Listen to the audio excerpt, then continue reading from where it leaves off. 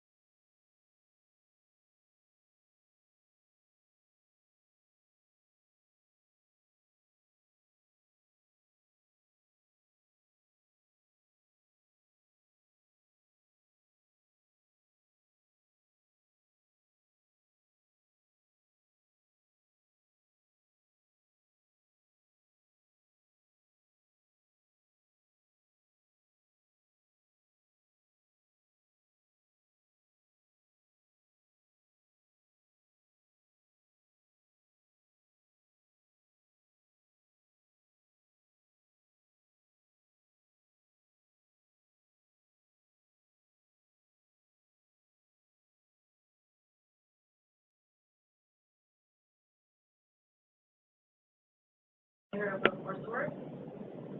Thank you for attending today's webinar. We will be getting started at the half hour. But before we start the webinar, I would like to direct you to your control panel where you will find your questions page. Please use the questions page if you have any questions or comments during the webinar or if you experience any technical issues. Again, we will be getting started at the half hour.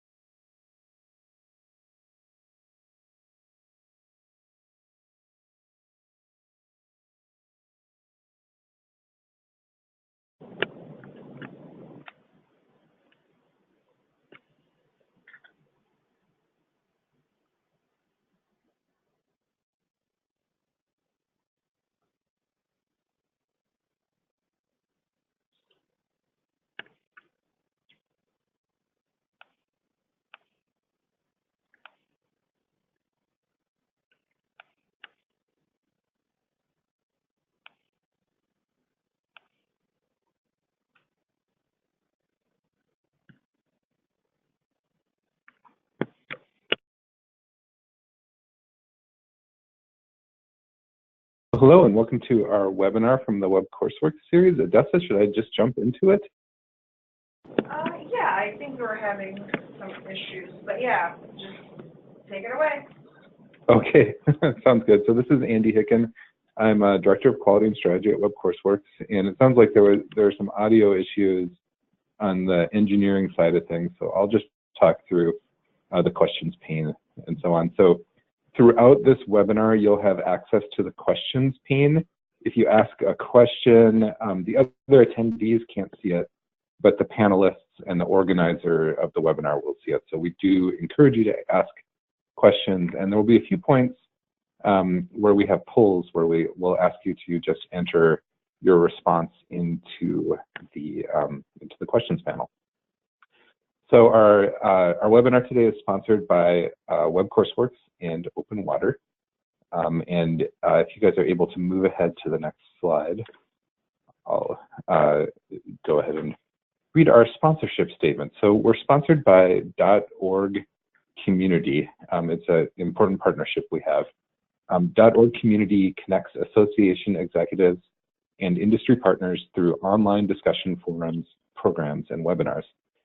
We encourage you to subscribe to .org Community for even more online and live education programming and to fulfill all your annual CAE requirements in one place.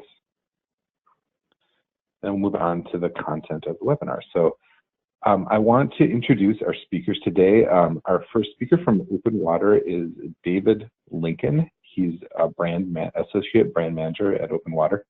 And David works to educate associations and organizations on the best ways to use an online platform to manage application and review processes. So welcome, David. Good to have you here. Thanks, Andy. And welcome, David. And our other speaker is Matt Harpold. He's an account manager here at Web Courseworks. Matt works with association executives to optimize their education technology for conferences and workshops. And Matt's an excellent speaker for today because he has extensive experience with both abstract management systems and learning management systems, and with conference education materials. So that's a good background between David and Matt to talk about the topic of our webinar today. Thank you so much, Andy. My name is Matt, and David and I will be going through just the process of streamlining your collection all the way through your conference materials and CE credits through the end. When it comes to our agenda, David will be sharing some of the best practices when it comes to the proposal management end. I'll walk through some best practices and uses for the LMS for your conference education, and then we'll both be going back and forth for some use case information for integrating the two and really making a seamless process through your full agenda. But first, we will go through a poll. As a viewer, what online solutions are you currently using?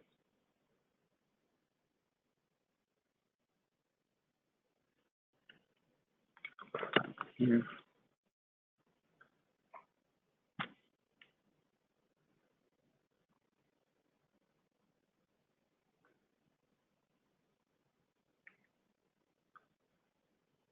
And as it stands now, it looks, a few adjustments on it.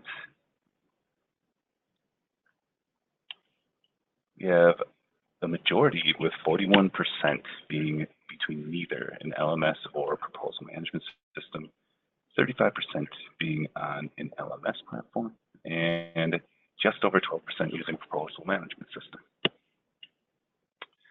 So from here, I can pass it on to David to go through the proposal management.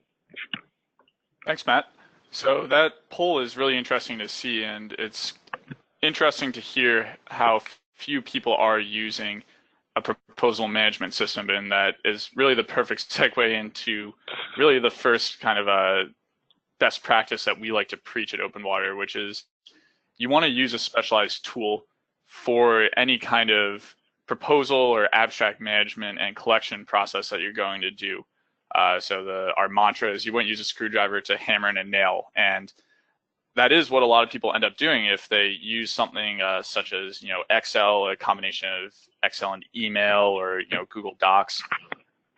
We like to say that that's the MacGyver approach, where people will put together some kind of system that works for them, but in the end, it's really not efficient. And we've done some studies, and the people that we've worked with who've made the switch from that quote unquote MacGyver process to a specialized tool, so an actual proposal management system, they've been able to increase the efficiency of their workflow by at least 45%. So that's time that you're saving in your own process, and it's also resources in your own office that you'd be saving. So that's really the like I said, the mantra, the ultimate best practice is that if you are going through any kind of workflow where you have some kind of online submission process for courses, proposals, abstracts, you want to look into using some kind of specialized platform for it, because it's going to, at the end of the day, just make your life a lot easier and make the lives of your submitters and your administrators and your reviewers a lot better. So on top of that, in terms of the actual submission collection process, so there are kind of 3 areas of this to give you an idea of what I'll be talking about. We'll talk about submission collection, the reviewing of those submissions, and then the actual administrative side of that. So for submission collection, what we recommend is that you want to collect as much information upfront as possible. And that's something that usually applies to most people. There are some cases where you'll need a first round of collection to actually get some preliminary information, and then you might ask for more course information down the road. But when in doubt, if you can, collect that information upfront if it's possible, because if you're requiring slides, lesson materials, all those other things that go into building an online course, it's always going to be easier and more reliable to get that information from someone in the first round of that submission collection. And what we see is when people do have, or when they rely on a preliminary course where maybe someone's just submitting a really basic proposal that doesn't have a lot of the potential information, you end up getting a lot of people who don't have the best content. You might have some submitters who might not necessarily have a fully fledged idea, which granted is okay sometimes, but more often than not, that ends up meaning that the idea just never really comes to full fruition, and you'll end up spending a lot of your time chasing people down to get the actual full course materials, the slides, the lesson materials at the end of the day, and that just adds more hassle and friction on your end as the administrator.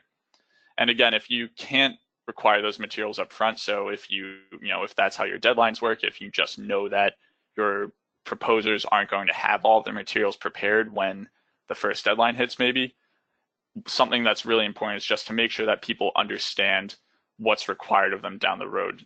In our work with people who have these kinds of programs, something that we see a lot and can be really damaging is not having the really basic requirements spelled out for the proposers at the beginning. So you might get people who put in a preliminary proposal, they think that they know what they're going to have to do, and then it gets around, maybe they've been accepted, and then they realize, oh, I don't have the resources or the ability to actually put together this lesson plan or this course. And that is just bad for everyone around, because it means you're going to have to scramble to fill that spot. They're going to feel bad. They'll probably feel like they failed you, which they have, and it's really just not great. So when in doubt, if you can't require all those materials up front, at least make sure that in multiple places, in whatever kind of materials you're providing for guides for the proposals, you're actually explaining what's going to be required and what will be submitted throughout the entire proposal process, not just the first round. So lastly, for the submission collection process, you want to think about the flow of your submission form. So this applies if you're using an online tool and creating an online submission form, or if you have some kind of PDF or written hard copy directions for your proposal process. You want to really give a lot of thought to what the order of your questions actually are. And there are a couple different areas that's important, but in general, what we like to say is you want to build the complexity of the question. So don't start your form or your directions with the most complex questions out there for your proposal. You want to kind of ease people into it. And what we've seen when we experiment with this idea and playing around with different flows for the submission forms, the ones where you sort of lead off with not just the complex questions, but the heavier hitting ones. So things like learning objectives, the really detailed questions about the course, it can sometimes be a little off-putting for people. And what we see there is just we've looked at some programs where that is the case, where those are the first questions that you would get right after your basic personal information. And we see a lot of forms there that are started but aren't completed. And that's another thing that's really helpful to track if you're using a specialized tool, is just seeing how many people actually start a proposal and how many people make it to the finish line.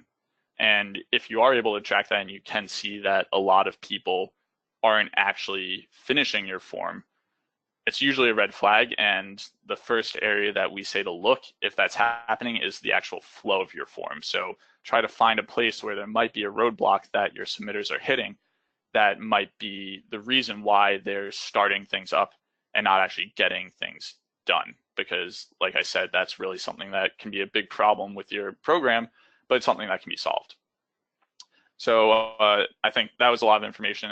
We can take a second now, and if anyone has any questions, feel free to shoot them off in the questions box, and then after that, we'll move on to discussing the reviewing process.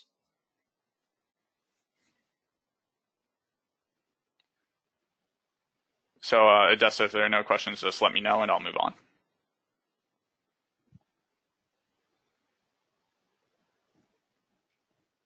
One question came in here. Okay. Do you think this could work well as a scholarship application? Can this be shared with the judges as well? And I assume judges meaning reviewers as well. Yes. Yeah. So absolutely. I guess I kind of jumped in, but to give a little bit of background on OpenWater, we actually started off working primarily with awards programs, so primarily with trade associations, and that's really expanded where we've increased the capabilities of our software to fit the needs for awards, scholarships, abstract proposal, of course, conference management, really anything that requires some kind of what we call application review workflow, it can be done. So that's not just to say for OpenWater, there are a lot of other solutions out there where you can figure it out if you have any kind of really customizable form builder and then a customizable way to review the information submitted in those forms, you can make it work. So we found that awards, scholarships, abstracts all have pretty similar workflows, to answer your question. And then, yeah, we kind of interchangeably use the term judge or reviewer. So for anyone listening, if you use any of those terms, they can all apply. It's really just that back-end process where you're looking at the data and the forms that have been submitted and either ranking them or evaluating them based on some kind of criteria that you come up with. So hopefully that answers the question. If there are any others, feel free to continue to throw them in the questions box, and we'll get back to them after we're done with this next section, which again is on reviewing. So the most important thing that you can do for your reviewers, and even before you think about the actual process for the reviewers, what you need to do and what you want to do is think of your reviewers as some of your most important stakeholders.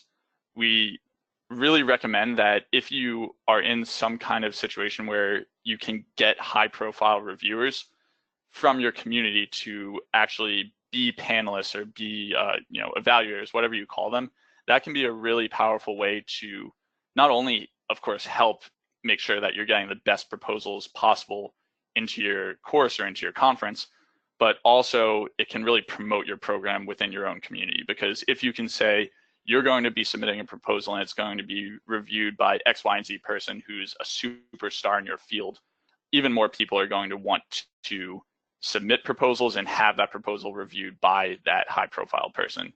So that's just a quick tip on how you can actually boost the profile of your program. But again, in terms of how you actually handle the reviewers, you really want them to be happy because they're very important to the success of your program. So a good way to do that is making sure that you have very clear instructions for your reviewers, especially if they're external, because if they're external, you can be sure that they have a lot of other things on their plate, a lot of other stuff going on in their lives. So you want to make this process as easy as possible for them.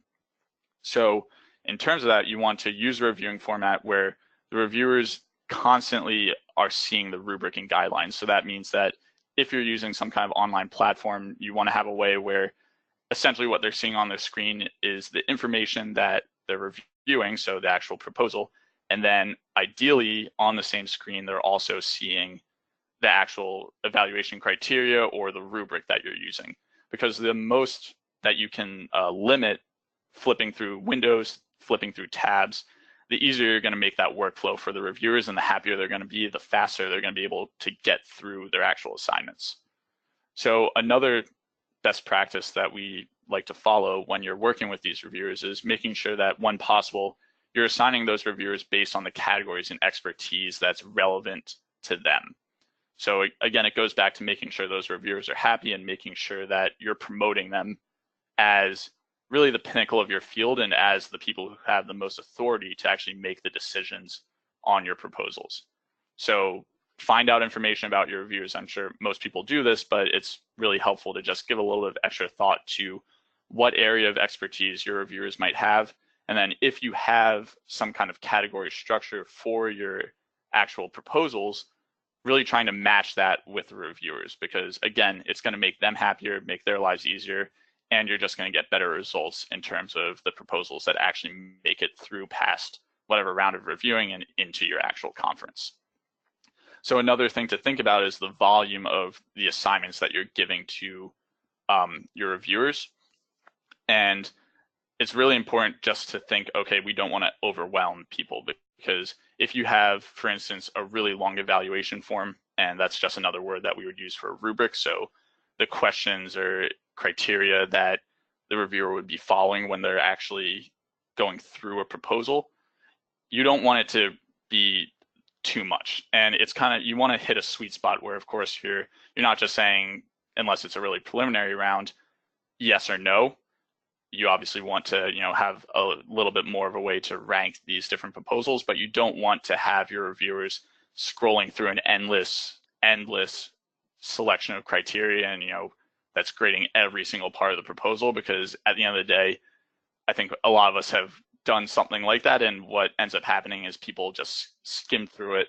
They don't really think that much about each individual question, and you kind of end up diluting the quality of your reviewing.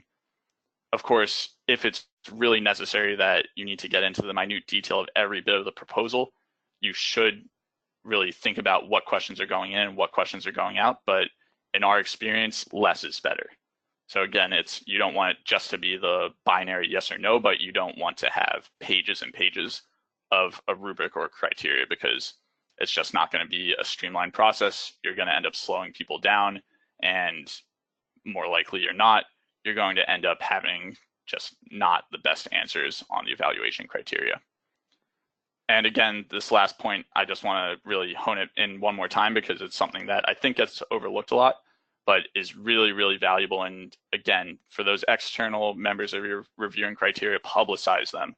So if you have some way, or build a page on your website where it says, these are the judges, these are the reviewers, this is the evaluation committee, because people want to know who's going to be reviewing their proposals, and they want to know that those are the people that they can trust as being the top of the field and the industry experts. Does anyone have any more questions about either the reviewing process or submission collection? As of now, I do not see any questions listed. I'll let you know if there is one that pops up. Okay, thanks, Matt. So we can move on to this last piece of the puzzle that is also really important, because it's what you're going to be doing as an administrator, as an organizational member. You're the one who's actually organizing this program. You're running everything behind the scenes. And of course, everyone who's submitting the proposals doesn't think about that much, but this is really what keeps the program moving. So in terms of being an administrator, you really want to set goals and track them year over year. So if this is a role that you're in for the long term, if it's part of your job, and if you know that the program's not going to be changing that much each year, you want to make sure that you're remembering what's happened in the past, because not only is that important for, of course, reporting to your executive director in terms of how successful your program's been, but it's also really important to see whether or not things are actually working, and if you need to do any kind of course correction in how you're running your program. So if you charge for entries or have any kind of revenue associated with your program, make sure you're tracking that. Of course, people are probably nodding their heads, duh, David, that goes without say, but you'd be surprised how many people just kind of think, okay, last year was last year, this year is this year. They're completely separate. The revenue in the past doesn't matter. But it really does, and you really want to make sure that you're keeping an eye on how much money you're bringing in and whether or not that's going up or down. Because like I said, that can really be the canary in the coal mine in terms of what's going on with your program and whether or not you really need to sit down and think, we need to change something. And again, if you actually charge for submissions, that's directly related to the actual number of submissions that you get. So like I mentioned before, it's important that you're not only tracking that total number of submissions that are completed for your proposal program, but also the number of incomplete that you're getting. So the number of people that start a submission, and then the number of those people that actually convert to completing the proposal. That's a really important number to track because it's a way to tell whether or not people are actually seeing your program, seeing the submission form and thinking, yeah, this is something I can do. I'm going to put in the work and finish this. Or if they're just getting there and for whatever reason, they're deciding not to finish. And then lastly, you want to actually track the number of qualified submissions that you get. So the number of submissions that actually make it all the way through the proposal process and are worthy of being part of your conference. So this isn't just of course, you could look and say, okay, we have this amount of slots allocated each year for the conference, and that's going to be the number of qualified submissions. But you also want to see how many qualified submissions you aren't letting into your conference. So if you do have a limited amount of spots, it's really helpful to see, okay, we have this amount of overflow of qualified submissions that really could be in there, but because of our limitations, they aren't just quite making the cut, because it's nice to be able to see how many of those qualified proposers are actually finding your program, going through the process of creating a proposal and submitting it. So if any of those numbers are declining, or if you think that there is something wrong with your program, the first area that we always tell people, and we help them set up these little conferences of their own, is talk to your submitters. If you aren't hitting your goals, you want to have those conversations with those submitters to see what can be changed, especially if you're not hitting those submission numbers or the qualified submissions. So try, if you can, to reach out to people who both complete your submission form, and then if you have a way to track those people who aren't completing it, ask those people as well. Reach out to them and say, hey, we'd like to have a conversation about why you didn't complete your proposal. Was it something that happened in your own life, or was it something about our process that stopped you from finishing this proposal? And those conversations can be a really helpful first step in terms of finding out what might be going wrong and then what you actually need to change. And again, I repeat this all the time, but if you can, keep an eye on the incomplete versus completed submissions, because that is really the secret number in terms of seeing how many people get in the door. So how many people actually, if you're using an online platform, how many they go to your website, they click start a proposal, and then how many people actually are able to finish it. And one way that is a quick, easy trick, if you are having a lot of incomplete submissions that aren't converting to completed, is to schedule reminder emails ahead of time. So we recommend that if you are in a situation where you're getting a lot of those incomplete submissions, it's helpful to remind people of deadlines coming up. And of course, the best way to do that is just send emails, but you don't want to have to worry about writing all those emails and sending them as you're going. So if you have some way to schedule them, it's best to get that done ahead of time. So whether or not that's through your proposal management software or through some third-party emailing platform, just set them and forget them. And with OpenWater, we have a really helpful tool where you can actually set it up so that email would just go out to people who have started a submission but haven't finished it. And that's something that we found submitters find really helpful, because sometimes they'll log in, they'll get some of their work done, and then they'll just forget about it because they have busy lives. And it's nice to kind of get that just little ding in your email inbox saying, hey, the deadline's coming up. We see that you started a submission. Let's get on it. You don't have that much time to finish. And we see that when those emails go out, the numbers of completed almost always just skyrocket up. We call it the hockey stick effect, because you can imagine a line going horizontal, and then right before the deadline, it just shoots up like a hockey stick. So that is just a small amount of the best practices that we try to follow at OpenWater for the admin organization of your program. Now is another good time to ask any questions that you might have about just overall best practices for proposal management using this kind of software platform for any kind of application review process that you might think of. As of now, I'm not seeing any questions coming through. Okay. If there are any, we'll give a moment just if somebody has one that pops up now. So. Okay.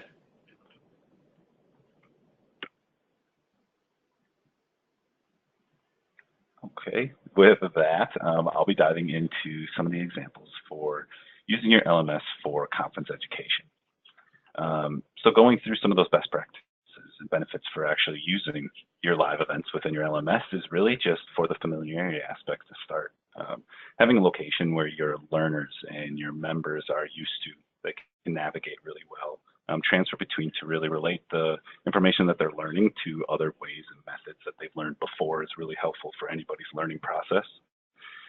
It also raises the opportunity to promote and suggest a block for any topic-driven courses or anything that relates to the actual sessions that were collected beforehand in the proposal system. So an example would be where you have a track where people are talking through it, or you're having a specific learning lesson on a portion of your conference, and then they complete those. You get an opportunity to have people who aren't typically within your system, or maybe are new to your system, find other courses that might pertain to them and really gather interest in more activity within the site itself. With a addition to a comment block, you can have connections expanded between all of your attendees and have your event extend longer than just the couple days that they're together. So having a encouraged opportunity for attendees to speak one another, talk about some of the major interests that they have or takeaways from the event can really be helpful and create an opportunity to extend the life of your conference as a whole. There's also the opportunity to have all the information for your evaluating in there. So that would be time over time between all of your conference, all of your workshops, all of your meetings and events for it. So you can have the long-term information that you have for each individual speaker, and then also look at the evaluations as to how they're performing overall. And then as always, what we're using the LMS for is the credit tracking and management, being able to have all the information you need there to provide that information and claim the accreditation that everybody has earned from the actual live event. Going through an actual example is one of our customers, AAPA. So they use CourseStage for their session evaluations, their overall conference evaluations, as well as claiming their CME credits. So here's an example for when you go into their site. You can easily navigate and have that familiarity that they've had from the previous meetings as they go throughout it. As you go through here, so each individual session, you have everything easily laid out within the course. So all of the objectives are laid out for everyone to clearly be able to navigate through the site, what they'll get through it, the accreditation statement for what they're actually going to earn through the event and through going through the session materials and evaluation, and then always making that these pieces are required to complete before you actually get your certificate. Keep in mind though that you're not limited to what you're actually collecting. So having the pieces that you've planned ahead and collected through your proposal management system can easily be applied to here within each session that you have available. Another example is the APA. They use the CourseStage modules for their MPC, their National Planning Conference. So all recorded sessions are here. So they have a catalog for any of their past sessions they have available. They do the recordings as well as the PDF resources and speaker bios. So here you can see the example of their catalog for going through and looking at all the history that they have for the different sessions. So you can go back, get your accreditation and get all the education you need through their website. Further example here is their speaker information pages. So a little bit different than AAPA. you can actually go through and look at their speakers, the other opportunities that they've had to speak at the events or meetings, give the bios that we've collected beforehand, as well as any of the relating courses or tracks that they've worked in. So it's a good opportunity to find other pieces within the LMS and also find just related topics that might be interesting for learners going throughout the system. Moving on through here, Dave and I will talk about a case study. So how can we merge the two opportunities to bring your live events to your LMS and also streamline the entire process from the proposal step all the way through claiming that credit for your end users and learners. So David, I'll pass it over to you to go through maybe a little sample from there and then also explain kind of the relationship with those steps. Sure, thanks, Matt. So the first step, as Matt said, let's look at this as a journey. The first step for actually having this live event and having the course and having people actually take it is actually getting the course proposal. So of course, that's where OpenWater comes in. This is just an example of a really simple submission form that you might build within OpenWater. Again, it's you can create a custom form. So any kind of information that you would require for your proposal could be collected. So here we just see it's a simple course name, the speaker bio, exam questions, and then if we go to the next slide, you can see there's learning objectives, a number of credits, and then a file upload field for course slides. So again, that's really simple. This is actually just one page. You would be able to set it up as multiple pages for, again, like I said, if you're really following that best practice and trying to collect as much information upfront as possible, you might end up having a lot of pages, but this is just an example of what it could potentially be. And then all of that information would be taken in. So you'd ideally have a lot of these submission forms completed, and then they would be taken into the OpenWater system. You would go through that reviewing process that we spoke about. You would select through any kind of process, which I'm sure everyone has a different one, the actual courses that would end up being part of your conference or would be offered at your event. And then from there, you could then just have that information pushed from OpenWater into the Web Courseworks LMS. And that's what Matt is going to talk about. Yeah, so keep in mind if you go back a slide here, this is a really important part where David mentioned earlier, where relying on having really professional and high-end reviewers for these. So confirming all the learning objectives, all the number of credit information and anything that you collect beforehand, if you pre-plan, really makes it a lot easier for not having to double check or have any manual movement from the actual proposal system into your LMS.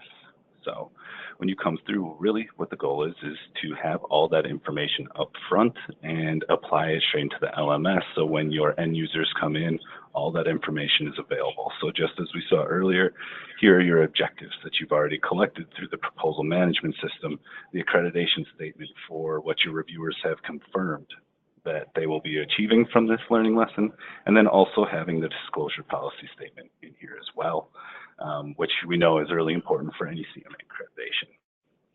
Being able to also have any session materials here. So all of this is collected beforehand.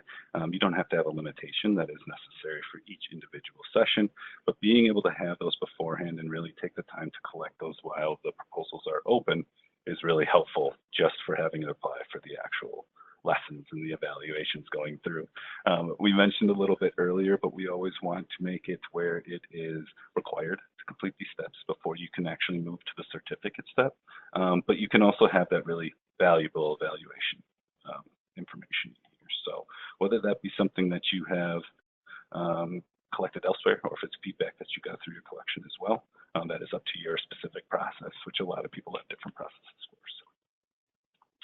So as I mentioned, the accreditation statement, having that information available and having your professionals or your reviewers being able to go over and confirm those details that this is going to be SOA credits, or just for the specific examples as they go through, being able to provide that information, not have to really double check or worry on the steps between moving that from your live events to the system is really helpful for just streamlining that process.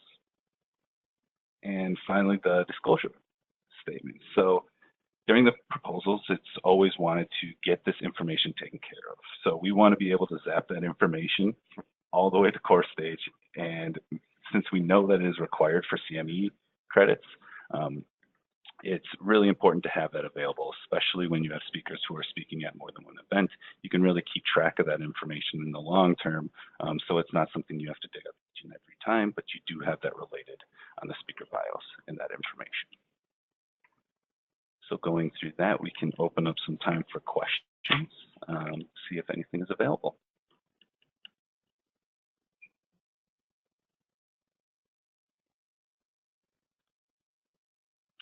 Nothing here. Did you have anything you wanted to add, David, going through from the proposal side?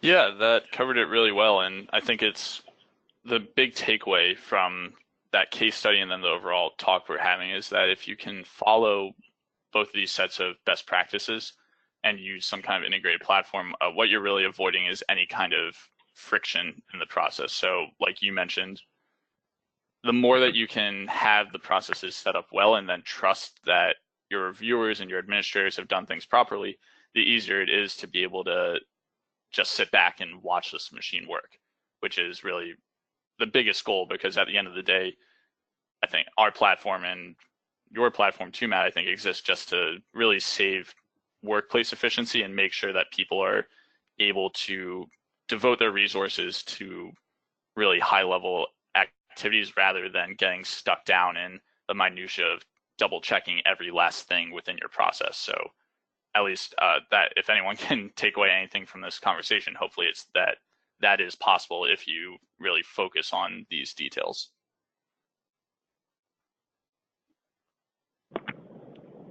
We do have a question here, and that is from Mark. Are you going to send out a link for the captured video?